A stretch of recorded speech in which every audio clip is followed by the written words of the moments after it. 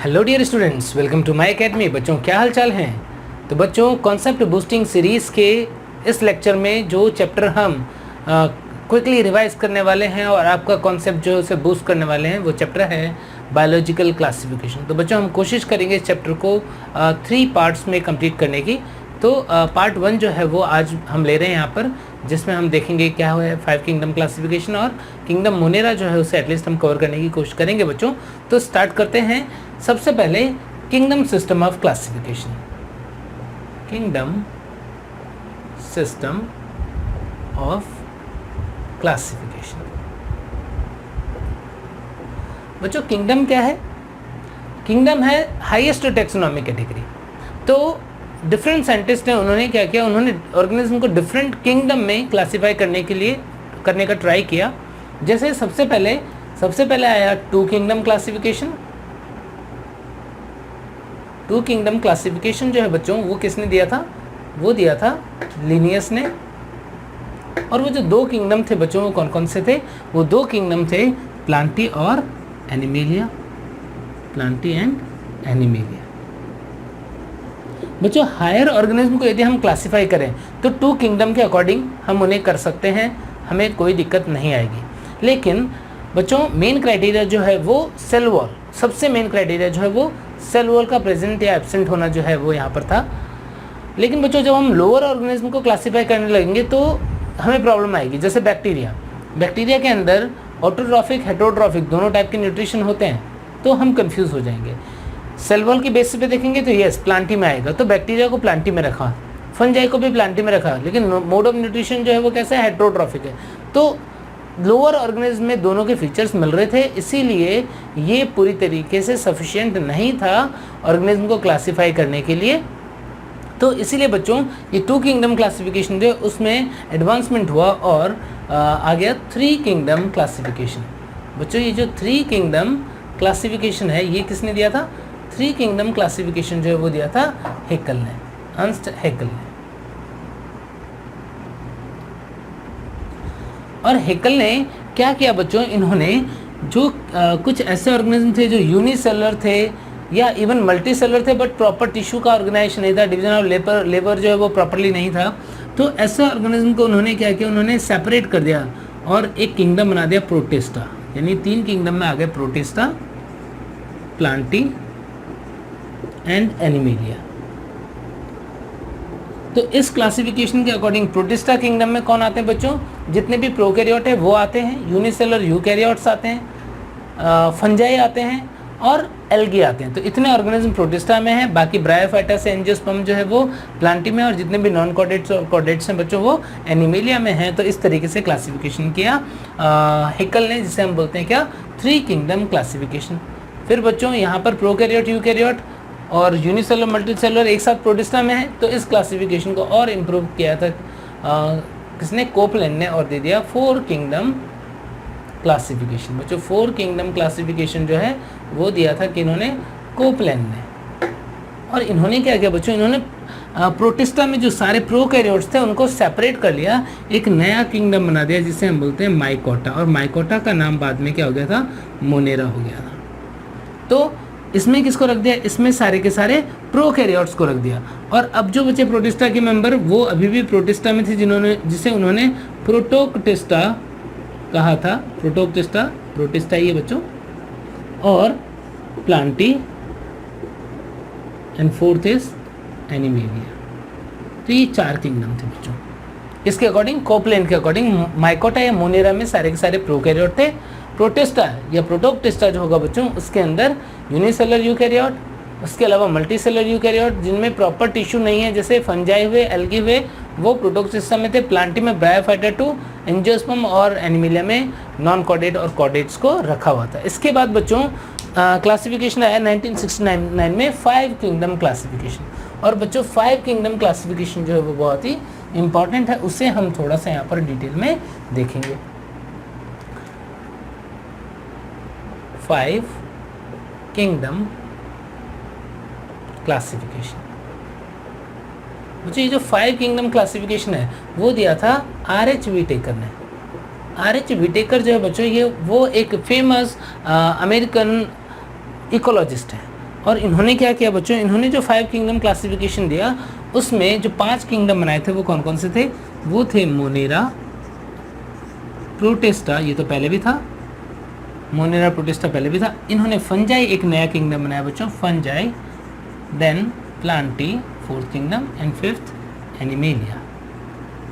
ये 5 किंगडम जो है वो इन्होंने बनाए। इसका क्राइटेरिया क्या था, किस क्राइटेरिया पर ये पांचों किंगडम बनाए गए थे बच्चों, वो मेन क्राइटेरिया जो थे वो था एक तो सेल्यूलर ऑर्गेनाइजेशन, या फिर इसे मैं बोल सकता हूँ सेलुलर कॉम्प्लेक्सिटी। ठीक है बच्चों, सेलुलर ऑर्गेनाइजेशन या सेलुलर कॉम्प्लेक्सिटी। ऐसे ही दूसरा थैलस ऑर्गेनाइजेशन, या फिर मैं इसे बोल सकता हूँ बच्चों कॉम्प्लेक्सिटी ऑफ ऑर्गेनिज्म। थर्ड बच्चों मोड ऑफ न्यूट्रिशन जो है वो एक क्राइटेरिया था बच्चों। नेक्स्ट क्राइटेरिया देखो, इकोलॉजिकल रोल, ऑर्गेनिज्म का इकोलॉजिकल रोल क्या है बच्चों, वो 4th क्राइटेरिया है। And 5th criteria is phylogeny. तो ये मेन क्राइटेरिया थे बच्चों, इनके अंदर रिप्रोडक्शन जो है वो मेन क्राइटेरिया नहीं था। हमारे एनसीईआरटी में रिप्रोडक्शन को एज ए मेन क्राइटेरिया लिखा है बच्चों, लेकिन आप उसे लीस्ट प्रायोरिटी पे रखना, यदि आंसर नहीं मिले तभी आप उसे यूज़ करना। ठीक है बच्चों, तो यहाँ पर ये मेन क्राइटेरिया थे अकॉर्डिंग टू 5 किंगडम क्लासिफिकेशन। ठीक है बच्चों, अब मोनेरा की बात करते हैं जैसे, तो किंगडम मोनेरा में उन्होंने किसको रखा, जितने भी प्रोकैरियोट्स थे, ऑल प्रोकैरियोट जो हैं वो कहाँ पर आ गए, वो किंगडम मोनेरा में आ गए।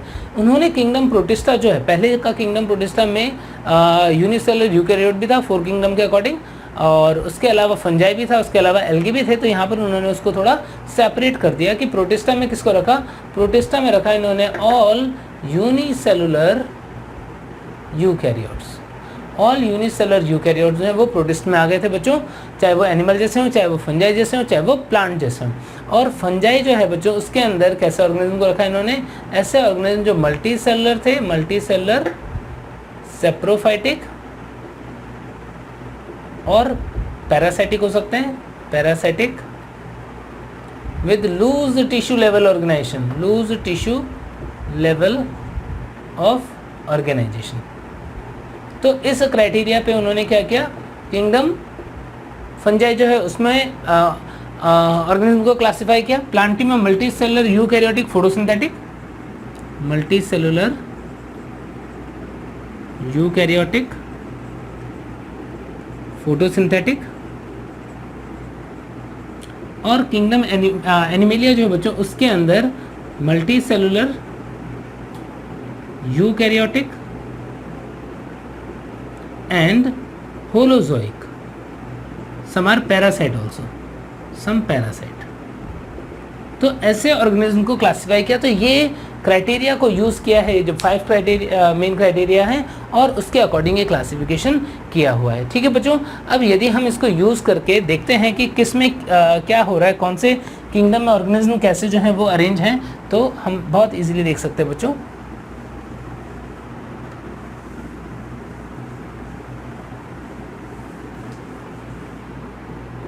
जैसे बच्चों सबसे पहले हम देख रहे हैं, ये है किंगडम मोनेरा, सपोज ये है प्रोटिस्टा, देन इससे इवॉल्व हुए 3 और किंगडम, कौन कौन से, फंजाई, प्लांटी और एनिमेलिया। तो बच्चों मोनेरा को यदि हमें बाकी से डिफरेंशिएट करना है तो कौन सा क्राइटेरिया हो जाएगा बच्चों, पहला क्राइटेरिया सेलुलर ऑर्गेनाइजेशन या फिर कॉम्प्लेक्सिटी ऑफ सेल। यानी मोनेरा के अंदर सेल की कॉम्प्लेक्सिटी कौन सी बच्चों, प्रोकैरियोटिक है।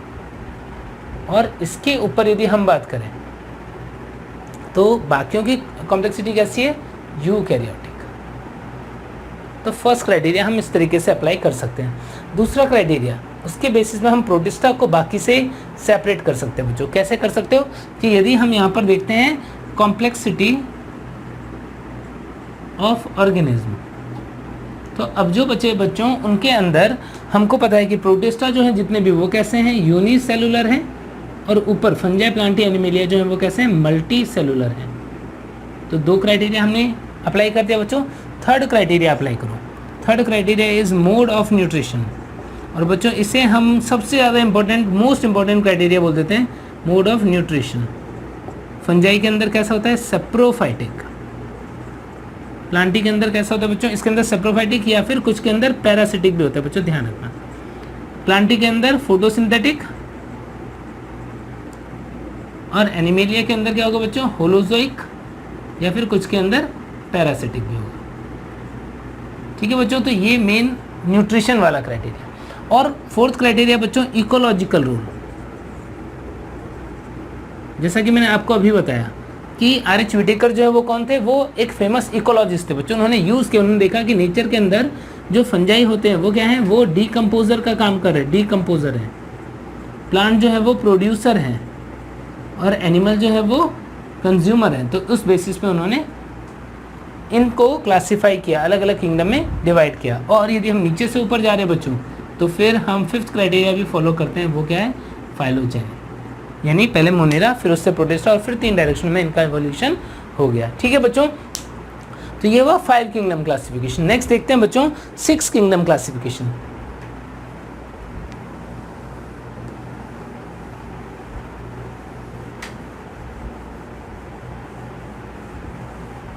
बच्चों 6 किंगडम क्लासिफिकेशन किसने दिया था? 6 किंगडम क्लासिफिकेशन जो है वो ग्रे और डूलिटल ने दिया था।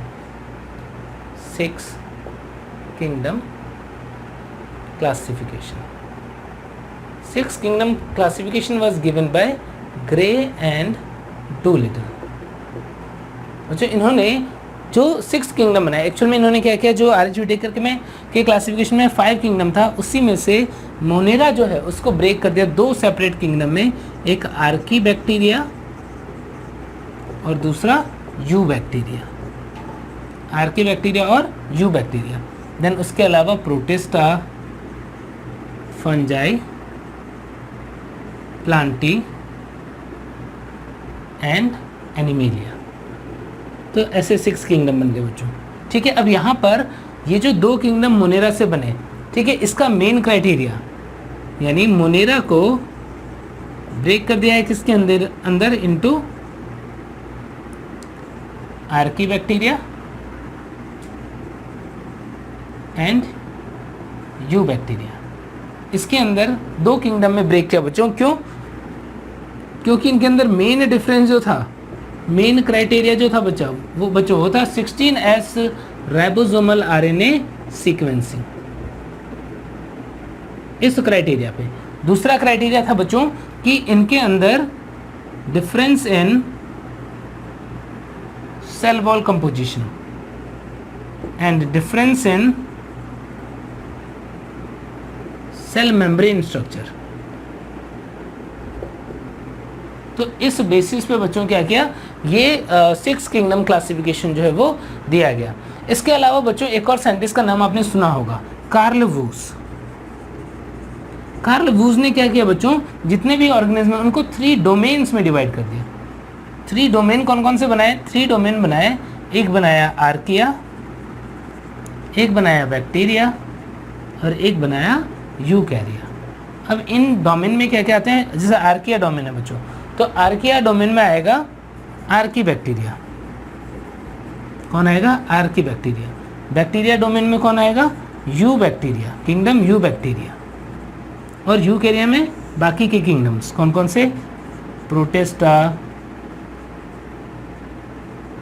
Fungi,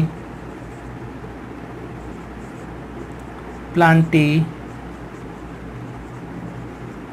and 6th animalia. ठीक है बच्चों, तो इस तरीके से 6 किंगडम को 3 डोमेन में, यानी डोमेन जो है वो एक ऐसा टेक्सोनॉमिक कैटेगरी बन गया जो किसके ऊपर आ गया? डोमेन जो है वो किंगडम के ऊपर भी एक कैटेगरी बन गई है, टेक्सोनॉमिक कैटेगरी बन गई। और 3 जो डोमेन है वो आर्किया, बैक्टीरिया और यूकैरिया है। आर्किया में आर्की बैक्टीरिया किंगडम आता है, बैक्टीरिया में यू बैक्टीरिया किंगडम आता है और यूकैरिया में बाकी सारे किंगडम आते हैं बच्चों। इनका कॉमन एंसेस्टर जो है उसे हम प्रोजीनोट भी बोलते हैं। तो बच्चों ये हुआ किंगडम सिस्टम क्लासिफिकेशन। एक एक किंगडम को हम डिटेल में देखना स्टार्ट करते हैं। सबसे पहले बच्चों हम पढ़ रहे हैं जो किंगडम, वो है किंगडम मोनेरा। बच्चों किंगडम मोनेरा की जनरल फीचर्स की बात करें तो किंगडम मोनेरा के अंदर जो मेंबर आते हैं उनका सबसे जो इम्पोर्टेंट फीचर है वो क्या है? All are prokaryotes. सारे के सारे क्या हैं? प्रोकैरियोट्स हैं बच्चों। इनके अंदर सेल वॉल जो होता है वो कैसा होता है? Cell wall is non cellulosic. इनका सेल वॉल जो है वो कैसा होगा? वो नॉन सेलुलोजिक होगा बच्चों। इनके अंदर membrane bound cell organelle absent. Membrane bound cell organelles होते हैं वो एब्सेंट होते हैं बच्चों। इसके अंदर 70S राइबोसोम जो है ओनली वही प्रेजेंट होते हैं। इनके अंदर जो न्यूक्लियस है वो एब्सेंट होता है, न्यूक्लियर जो है बच्चों प्रेजेंट होता है। मोस्टली ये ऑर्गेनिज्म जो होते हैं बच्चों मोस्टली यूनिसेलुलर ऑर्गेनिजम्स होते हैं। Some are multi cellular also. कोई मल्टी सेलर का एग्जाम्पल बता सकते हो? Cyanobacteria multi cellular. ठीक है बच्चों, तो ये कुछ कॉमन कैरेक्टर्स जो हैं वो इनके मेंबर्स में दिखेगा।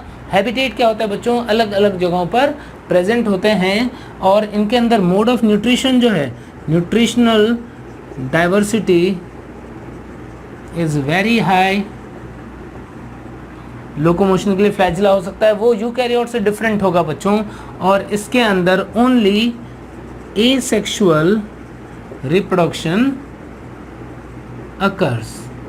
और बच्चों इसके अंदर यदि हम जेनेटिक वेरिएशन की बात करें तो जेनेटिक वेरिएशन जिस मेथड से आएगा उससे हम क्या बोलते हैं? पैरासेक्सुअलिटी या पैरासेक्सुअल जेनेटिक रिकॉम्बिनेशन बोलते हैं। इनके अंदर साइटोप्लाज्मिक जो स्ट्रीमिंग होती है वो एब्सेंट होती है, साइटोस्केलेटन भी एब्सेंट होता है। तो ऐसे कुछ फीचर्स जो हैं वो जनरल कैरेक्टरिस्टिक फीचर आपको देखने को मिलेंगे। एग्जाम्पल इज जनरल बैक्टीरिया बच्चों, आर्की बैक्टीरिया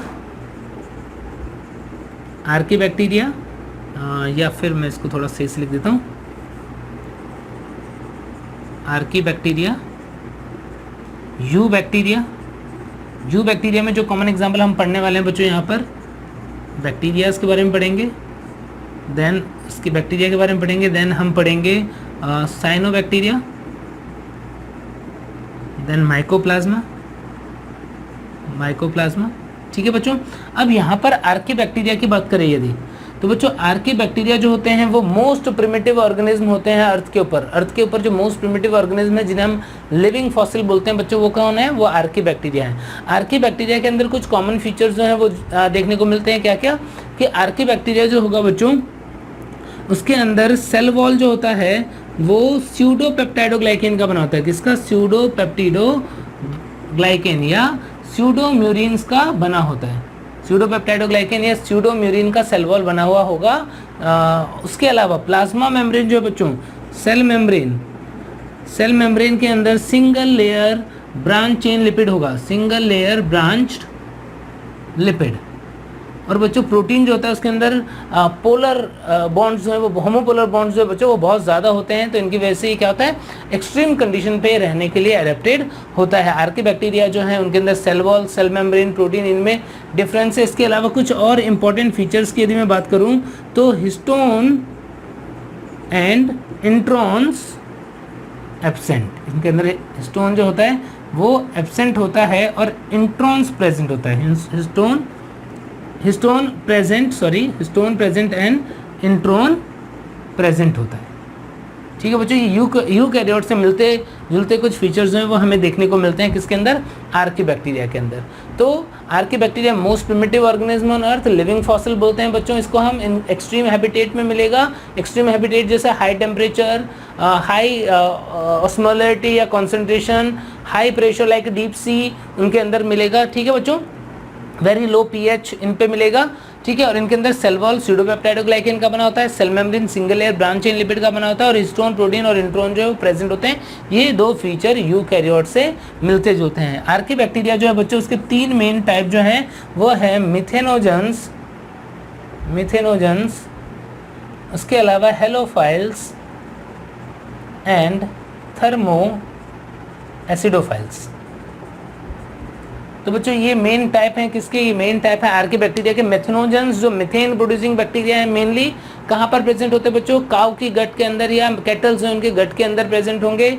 उसके अलावा बायोगैस प्लांट के अंदर मार्शी एरियाज में प्रेजेंट होते हैं, पैडी फील्ड्स में प्रेजेंट होते हैं मिथेनोजेंस। क्या करते हैं? फॉर्मिक एसिड वगैरह को CO2 में कन्वर्ट करने का काम करते हैं। हेलोफाइल्स और ऑब्लिगेट एनारोब होते हैं। हेलोफाइल्स की यदि हम बात करें बच्चों तो हेलोफाइल्स प्रेजेंट होंगे जहाँ पर एक्सट्रीमली सॉल्टी एरिया हुए हैं, जहाँ पर कॉन्सेंट्रेशन 18 से 23% तक होता है। डेड सी में मिलेगा, जो सॉल्ट लेक होते हैं वहाँ पर मिलेगा, लगून्स जो होते हैं वहाँ पर मिलेगा, और इनके अंदर पोटेशियम एक्यूमुलेशन से ये अपना कॉन्सेंट्रेशन मेंटेन करते हैं। उसके अलावा हेलोफाइल्स की एक बहुत इंपॉर्टेंट बात है बच्चों कि ये फोटो हेट्रोट्रॉफ की कैटेगरी में आते हैं, जहाँ पर ये लाइट के प्रेजेंस में ATP तो बनाते हैं लेकिन फूड का सिंथेसिस नहीं करते हैं, तो हेट्रोट्रॉफिक न्यूट्रिशन शो करेंगे, बट ATP बना रहे हैं बच्चों लाइट की एनर्जी को यूज़ करके, इसलिए हम इन्हें फोटो हेट्रोट्रॉफ की कैटेगरी में रखते हैं। और थर्मो एसिडोफाइल बच्चों वो आर्कीबैक्टीरिया हैं जो हाई टेम्परेचर और लो pH के ऊपर रहते हैं। इनके अंदर बॉडी में क्या होता है, सल्फर जो है वो H2SO4 में कन्वर्ट हो जाता है जब भी ऑक्सीडाइजिंग कंडीशन होती है, और सल्फर कंपाउंड H2S में कन्वर्ट हो जाता है जब भी रिड्यूसिंग कंडीशन होती है। तो इस टाइप का ऑर्गेनिज्म होता है। मोस्टली ये ऑर्गेनिज्म जो है वो कीमो ऑटोट्रॉफिक कैटेगरी में आते हैं। ठीक है बच्चों, तो इतनी बातें जो है वो आपको आर्कीबैक्टीरिया के लिए ध्यान रखनी है। नेक्स्ट देखो बच्चों, बैक्टीरिया के बारे में देखते हैं डिटेल। देखो बच्चों, यू बैक्टीरिया के बारे में। यू बैक्टीरिया बच्चों, बैक्टीरिया को डिस्कवर किया था किसने? बैक्टीरिया को डिस्कवर किया था लीवेनहॉक ने। बैक्टीरिया टर्म जो है वो एरेनबर्ग ने दिया था। बच्चों बैक्टीरिया की बात करें तो बैक्टीरिया का साइज़ जो है वो नॉर्मली क्या होता है, नॉर्मली 3 to 5 माइक्रोमीटर के आसपास इनका साइज़ जो है वो होता है। बैक्टीरिया जो है बच्चों, इनके अंदर जनरल फीचर जो हमने आर्कीबैक्टीरिया की बात की थी उसके जैसे ही होंगे। यहाँ पर सबसे पहले बात कर लेते हैं बैक्टीरिया के शेप्स की। बच्चों बैक्टीरिया के अंदर 4 शेप्स जो है वो बहुत ही कॉमन है। कौन कौन से? एक होता है कोकाई या कोकस। कोकस सिंगुलर है, कोकाई जो है वो प्लूरल है। दूसरा होता है बेसिलस, सिंगुलर है, बेसिलाई प्लूरल है बच्चों, कोकस, बेसिलस। एंड उसके अलावा बच्चों कॉमा शेप जिसको हम बोलते हैं विब्रियो, कॉमा शेप विब्रियो। और 4th जो कॉमन शेप है बच्चों वो है स्पाइरल शेप।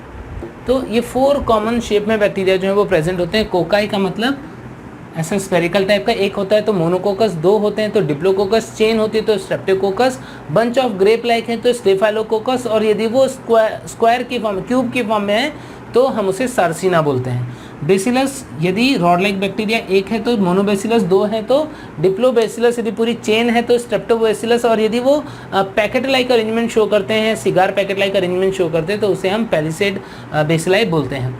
और यदि वो कॉमा शेप का है तो विब्रियो कॉलेरी, आपको पता होगा कुछ इस टाइप का होता है बच्चों। और स्पाइरल शेप में क्या होगा, वो कुछ इस टाइप से बैक्टीरिया जो है वो स्पाइरल टाइप का होगा।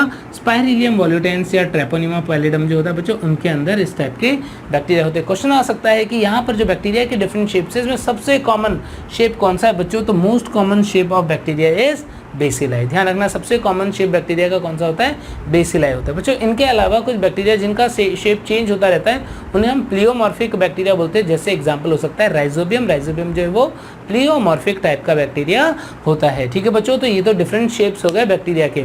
अब देखते हैं हम बच्चों बैक्टीरिया की स्ट्रक्चर। बैक्टीरिया की स्ट्रक्चर कैसी होती है देखते हैं बच्चों।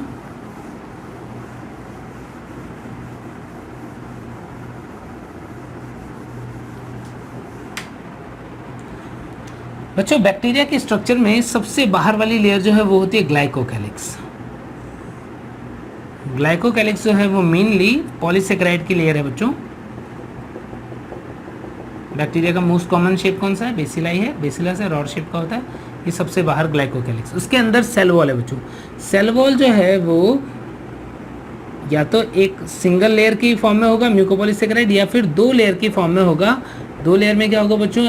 इनर लेयर जो है वो थिन होता है, म्यूकोपॉलीसेकेराइड का बना होता है, और आउटर लेयर जो होता है वो थिक होता है, वो लाइपोपॉलीसेकेराइड का बना होता है। ये सेल वॉल है जो मैंने 2 लेयर की फॉर्म में यहाँ पर बनाया है।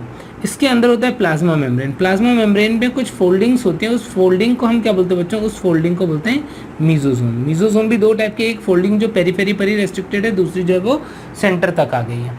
तो ये प्लाज्मा मेम्ब्रेन की फोल्डिंग है जिसे हम मीजोजोम बोलते हैं।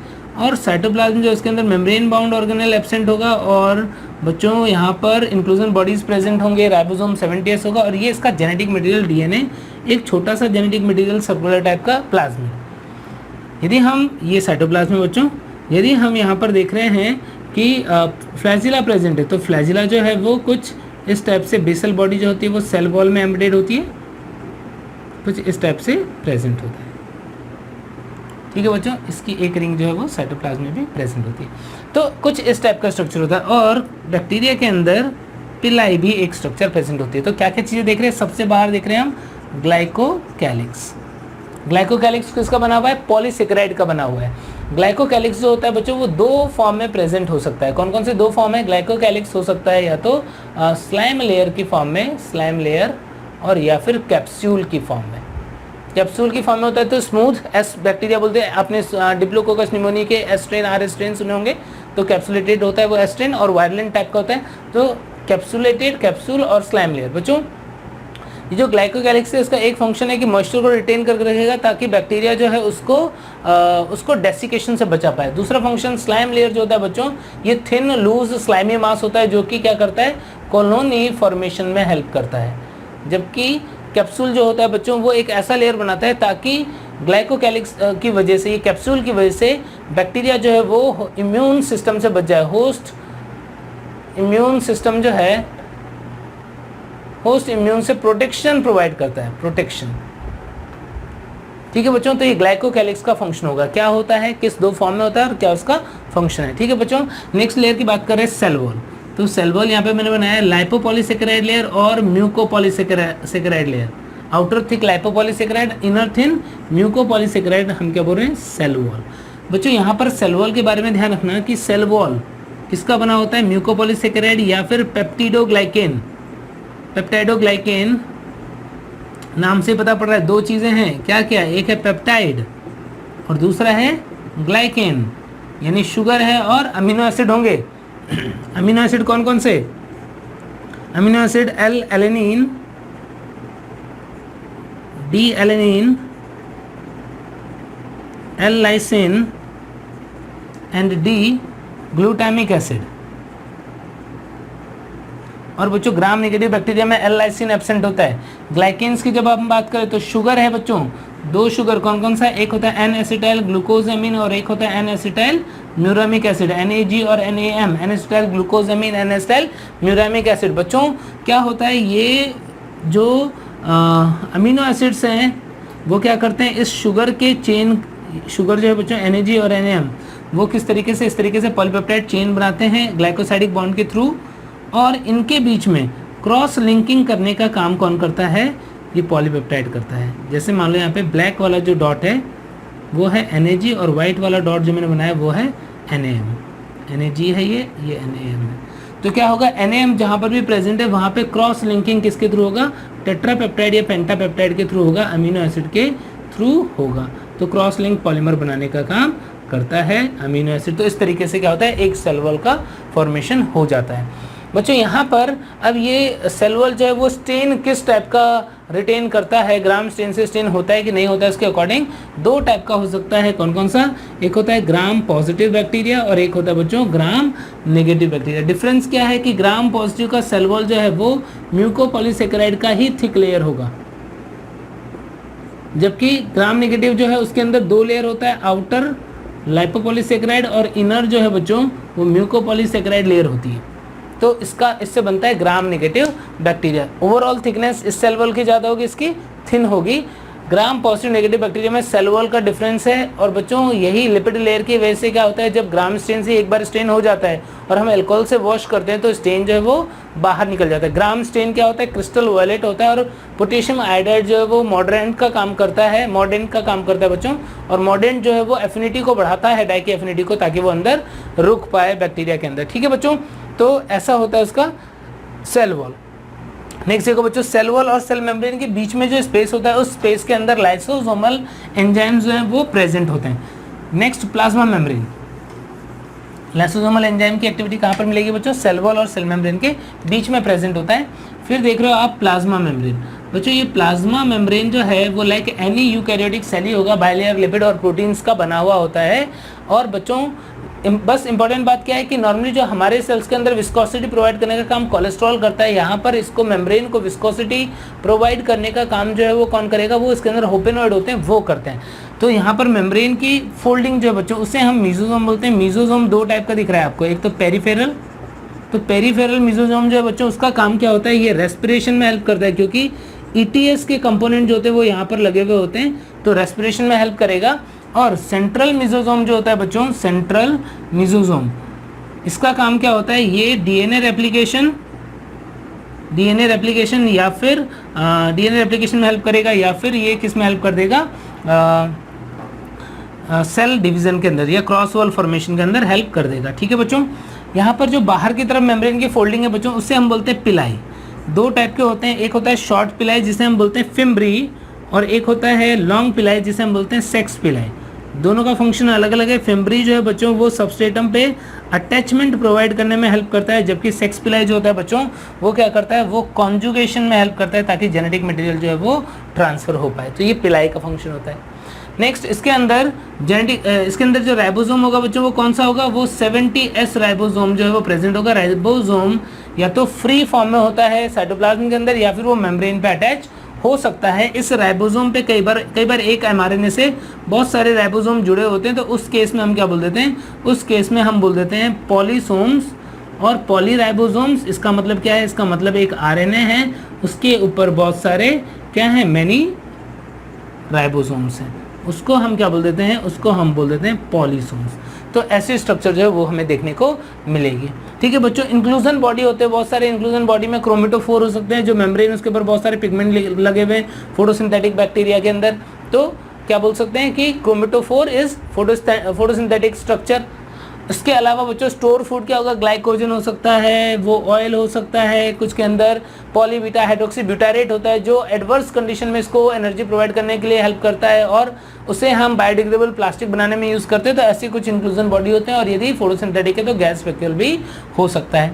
ठीक है बच्चों, उसके अलावा बात करते हैं डीएनए। तो डीएनए कैसा है, DNA double stranded circular naked and GC rich है। यहाँ पर नेकेड का मतलब क्या है बच्चों, नेकेड का मतलब है कि हिस्टोन एब्सेंट होता है, तो ऐसा डीएनए होता है। इसे हम क्या बोलते हैं, ये इसका न्यूक्लियोइड या जीनोफोर कहलाता है। क्या, न्यूक्लियोइड या जीनोफोर। ठीक है बच्चों, छोटा डीएनए जो है वो क्या है, वो है प्लाज्मिड। बच्चों प्लाज्मिड जो small double stranded circular DNA जिसका काम एक्स्ट्रा कुछ कैरेक्टर प्रोवाइड करना है, जैसे एफ प्लाज्मिड जो है वो इसे कंजुगेशन में हेल्प करता है, फर्टिलिटी फैक्टर बोलते हैं उसको। और उसके अलावा जैसे आर प्लाज्मिड है एंटीबायोटिक रेजिस्टेंस प्रोवाइड करेगा। टीआई प्लाज्मिड है ट्यूमर इंड्यूसिंग प्लाज्मिड, वो गॉल फॉर्मेशन प्लांट के अंदर ट्यूमर इंड्यूस करने में हेल्प करेगा।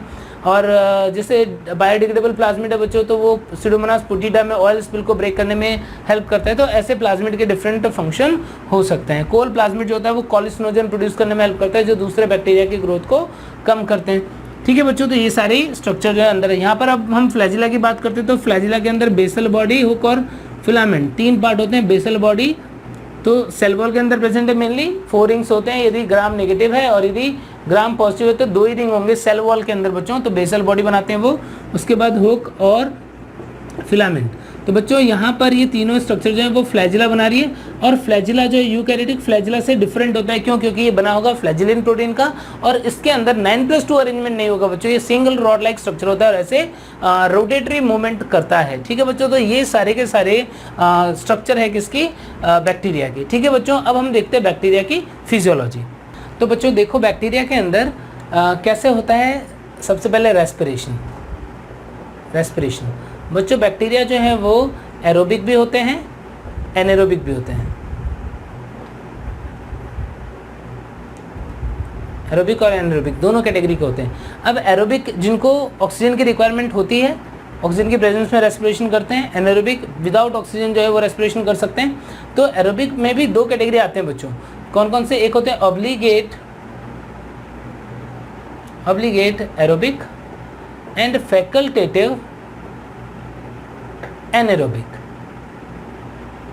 बच्चों ध्यान रखना, ऑब्लिगेट एरोबिक जो कंपलसरी ऑक्सीजन होगी तभी रेस्पिरेशन करेगा, अदरवाइज डेड हो जाएगा। Facultative anaerobic normally aerobic respiration करेगा, बट ऑक्सीजन खत्म हो गई तो क्या करेगा, वो स्विच कर देगा एनेरोबिक रेस्पिरेशन पे, उसे हम फैकल्टेटिव एनेरोबिक बोलते हैं। ऐसे ही एनेरोब के अंदर ऑब्लिगेट एनेरोब, क्लोस्ट्रीडियम परफ्रिंजेंस जो होता है बच्चों वो ऑब्लिगेट एनेरोब टाइप का होता है, ध्यान रखना। या क्लोस्ट्रीडियम बॉटुलिनम जो होता है वो ऑब्लिगेट एनेरोब होता है। तो ऑब्लिगेट एनेरोबिक जो स्ट्रिक्टली एनारोबिक रेस्पिरेशन करेंगे, ऑक्सीजन की एब्सेंस में ही सर्वाइव करेंगे, यदि ऑक्सीजन मिलेगा तो वो मर जाएंगे। और यदि कोई ऐसे हैं जिनको जो नॉर्मली तो एरोबिक रेस्पिरेशन करते हैं, लेकिन यदि ऑप्शन मिलता है तो एरोबिक रेस्पिरेशन भी स्टार्ट कर सकते हैं, तो उसे हम क्या बोल देंगे, फैकल्टेटिव एरोबिक। तो ऐसे डिफरेंट टाइप के एनारोबिक और एरोबिक रेस्पिरेशन करने वाले बैक्टीरिया होते हैं। इसके बाद में बच्चों देखो न्यूट्रिशन, बैक्टीरिया के अंदर न्यूट्रिशन जो है वो बहुत सारे अलग अलग टाइप के होते हैं। कौन कौन से न्यूट्रिशन, देखो बच्चों न्यूट्रिशन जो होता है उसके अंदर हम देखते हैं कि बैक्टीरिया जो है वो या तो ऑटोट्रॉफिक है, या फिर कैसा है, या फिर वो हेटेरोट्रॉफिक है। ऑटोट्रॉफिक या हेटेरोट्रॉफिक। ऑटोट्रॉफिक बैक्टीरिया यदि होगा बच्चों तो उसके अंदर भी दो कैटेगरी है, या तो लाइट की एनर्जी से फूड बनाते हैं, केमिकल से, केमिकल ऑक्सीडेशन की एनर्जी से, तो कीमोसिंथेटिक, केमिकल ऑक्सीडेशन की एनर्जी से फूड बनाएगा, और फोटोसिंथेटिक जो लाइट एनर्जी से अपना फूड बनाता है। ठीक है बच्चों, तो कीमो ऑटोट्रॉफ जो होंगे इनको हम क्या बोल देंगे, कीमो ऑटोट्रॉफ। तो कीमो ऑटोट्रॉफ जो है बच्चों इसके अंदर एग्जाम्पल होते हैं जैसे iron bacteria, sulphur bacteria, nitrifying bacteria, hydrogen bacteria. इन कंपाउंड के ऑक्सीडेशन से वो जो एनर्जी मिल रही है उससे अपना फूड सिंथेसिस कर रहे हैं। फोटोसिंथेटिक बैक्टीरिया जो है बच्चों इसे हम दो पार्ट में डिवाइड कर लेते हैं, एक होता है फोटोलिथोट्रॉफ और एक होता है बच्चों फोटो ऑर्गेनोट्रॉफ। बच्चों डिपेंड कर रहा है, फोटोलिथोट्रॉफ जो इनऑर्गेनिक कंपाउंड के ऑक्सीडेशन से प्रोटॉन इलेक्ट्रॉन लेते हैं, electron and proton donor is inorganic compound. और ऑर्गेनोट्रॉफ में क्या होता है बच्चों, यहाँ पर electron and proton donor is organic compound. बच्चों इनके एग्जाम्पल क्या हो सकते हैं, इनके एग्जाम्पल हो सकते हैं जैसे फोटोलिथोट्रॉफ में green sulphur bacteria and purple sulphur bacteria. बच्चों कौन से कलर के पिगमेंट होते हैं जिसकी वजह से ये ग्रीन है और पर्पल है, बैक्टीरियो विरिडिन की वजह से ये ग्रीन होता है, और बैक्टीरियो परपीरिन या बैक्टीरियो क्लोरोफिल की वजह से पर्पल होता है। ऑर्गेनोट्रॉफ में बच्चों एग्जाम्पल होते हैं green non sulphur bacteria and purple non sulphur bacteria, purple non sulphur bacteria. ठीक है बच्चों, तो ऐसे डिफरेंट टाइप के मोड ऑफ न्यूट्रिशन होता है। ऑटोट्रॉफिक, हेटेरोट्रॉफिक में बच्चों क्या क्या हो सकता है, सेप्रोफाइटिक हो सकता है। और बच्चों बैक्टीरिया के अंदर जो सबसे कॉमन मोड ऑफ न्यूट्रिशन है वो कौन सा है, वो सेप्रोफाइटिक ही होता है। तो सेप्रोफाइटिक हो सकता है, उसके अलावा पैरासिटिक हो सकता है और सिम्बायोटिक हो सकता है। बच्चों सिम्बायोटिक में आपको कुछ एग्जाम्पल ध्यान रखने हैं, कौन सा, राइजोबियम वाला, rhizobium present in root nodules of legume plant और वहाँ पे नाइट्रोजन फिक्सेशन करता है। फ्रेंकिया का भी एग्जांपल ध्यान रखना, present in non legume plant and forms root nodule and perform nitrogen fixation, example is casuarina alnus myrica. ठीक है बच्चों, पैरासाइट्स के आपको बहुत सारे एग्जांपल पता हैं जो एनिमल और प्लांट में डिजीज करते हैं, और सेप्रोफाइट जो जैसे लैक्टोबैसिलस हुआ, स्यूडोमोनास हुआ, सारे क्या हैं, सेप्रोफाइटिक है। तो बच्चों ये हो गया न्यूट्रिशन इन बैक्टीरिया। अब इसके बाद में बच्चों हम देखेंगे रिप्रोडक्शन इन बैक्टीरिया, कि आखिर बैक्टीरिया जो है उनके अंदर रिप्रोडक्शन कैसे होता है, रिप्रोडक्शन का मेथड क्या है। तो बच्चों हमने पहला अभी जनरल फीचर में पढ़ा था कि बैक्टीरिया के अंदर ओनली एसेक्सुअल रिप्रोडक्शन होता है, और वो भी किसके थ्रू होता है, वो भी बाइनरी फ्यूजन के थ्रू होता है। Asexual reproduction